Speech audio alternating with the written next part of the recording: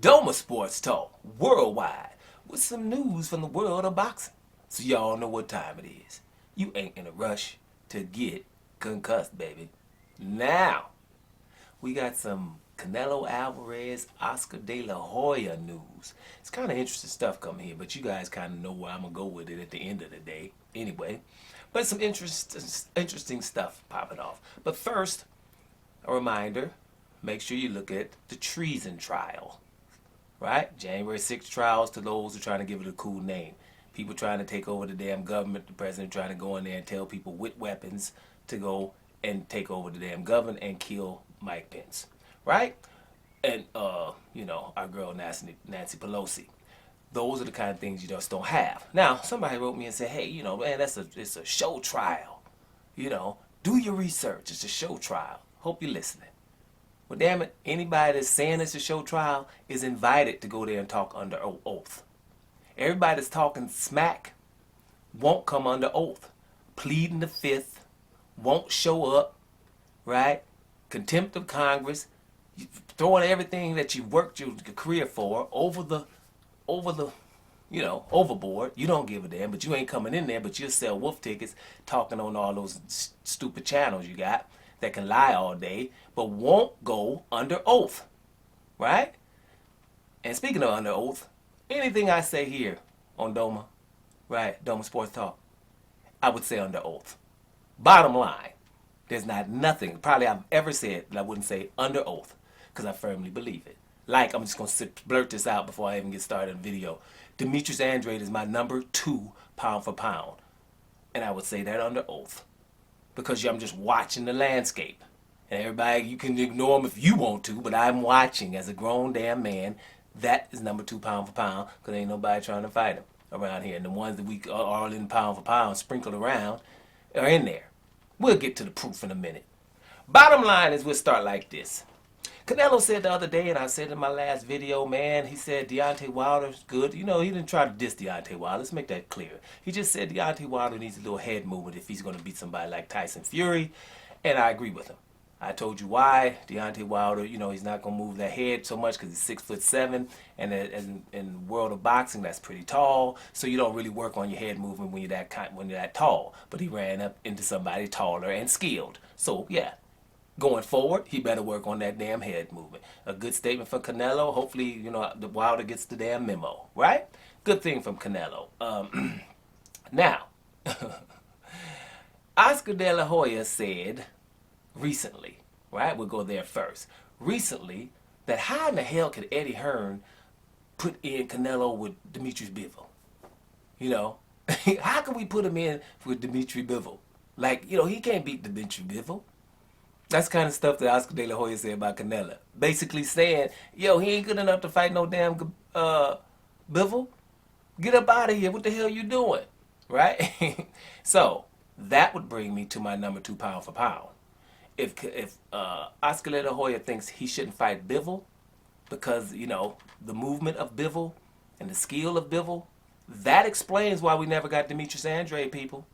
That's because Demetrius Andrade was against Bivol right now. And Bivol's bigger. It's a damn good fight. I got Andrade winning. You see what I'm saying? And you do too. But it's be close because Bivol's also all that. Don't get me twisted. I ain't trying to say that. Bivol's bigger. But Andrade probably handled that too.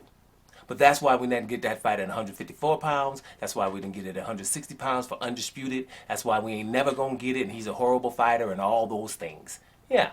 Demetrius Andrade is a Bivol and a southpaw. You see what I'm saying? That's why we're never going to get it. That's what Oscar De La Hoya is basically saying, right? Now, what Oscar De La Hoya has said recently, right, like as of yesterday, was Canelo is damn too flat-footed to beat Dimitry Bivol. He needs to get another trainer because he's way too flat-footed to beat Dimitry Bivol, right? So when you're saying stuff like that, like why did the promoter even put him in with somebody like Bivol? He's too flat-footed to beat Bivol. He needs another trainer, stuff like that. Then how the hell can we say right after that, and the next question they probably ask you, who's the best fighter in the world, and then we'll put Canelo with those deficiencies? What the hell are we doing that for? That explains what I'm talking about, right? And a lot of time, brothers regurgitate that stuff. You know, that's what the issue is. Brothers regurgitate. We know damn well Canelo ain't the best fighter. But every time you hear somebody say something, they always got him up top. He's not better than Demetrius Andrade, and he never was. Not at no weight, never none. And Dimitry Andrade been calling him out since he's been, an infant. I told you, but I've been saying that for years. You know, he had the pacifier in his mouth. He was talking about Canelo, Canelo. And they didn't know what the hell he was talking about till he got about 20 years old, found out it was the real Canelo running around. Right? That's what my point is. You know, when we always regurgitate it all the time. Instead of just saying, why the hell we got him in front of this guy if he won't fight him? Right? What brings me to something. When the hell and why the hell do we call Canelo better? At what point do we call Canelo #1 pound for pound? When? When did it happen? Because, I got it here right now. I'm like looking, because I know we can't say before Floyd Mayweather fight. Can we? Right? Not the very best fighter on the planet at that time because Mayweather was still fighting. So it couldn't be then. So, and you got beat resoundingly by Mayweather, meaning that you got beat so bad by old Floyd Mayweather that you couldn't be nowhere near the best. You should be like not in the top 10 after that ass whooping, right? Normally. So after that, he beats Alfredo Angulo, right? 22-3. So was he the best then? One fight after getting beat by Mayweather? Probably not. After that, he fought Erislandy Lara. And I think 60% of the human population thinks that Lara won that fight. So he couldn't be the best after Lara, right? After that, instead of fighting Andrade, at 154, he fights Kirkland, right? Kirkland only had one loss at the time, so it's not a bad win. But he beat Kirkland, right? Is he the best after that? After that, he fights the Miguel Cotto, who's about to retire, right? 154 pounds. So is he the best after beating Cotto, maybe? Maybe that's when people say, okay, Cotto, he's about to leave, but forget it. He's the best fighter in the very world after beating Cotto.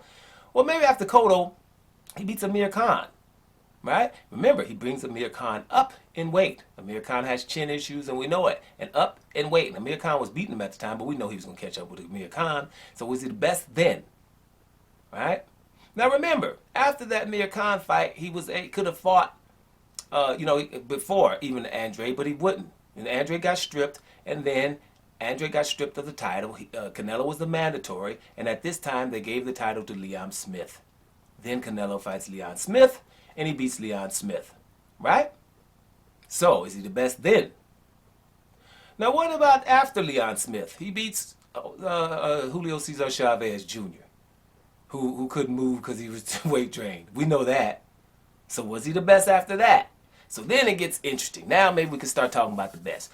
He fights the one that they were saying is the best middleweight in the last 25 years. He fights Gennady Golovkin in fight 1. Which, before I go in, I give Canelo total props for that fight. Because I'm talking about his defense. To me, I was just so impressed. I'm into Canelo, actually. If you mess around and just say he's a good fighter, then I'm totally into it. Because I can like fighters that are not the very best. I roll with Joseph Parker. He's not the very best heavyweight. He's just up there. You don't have to be the very best, because when you start calling him the very best, you're disrespecting ones that obviously are better, and obviously he won't fight. That's when you gotta say, oh, hold up now, But Canelo looked great against Gennady Golovkin in that first fight defensively. I mean, just exceptionally good defense. He had Gennady Golovkin missing, but Golovkin obviously won that fight. That fight wasn't really that close, in my opinion. Golovkin won fight 1, hands down, I thought.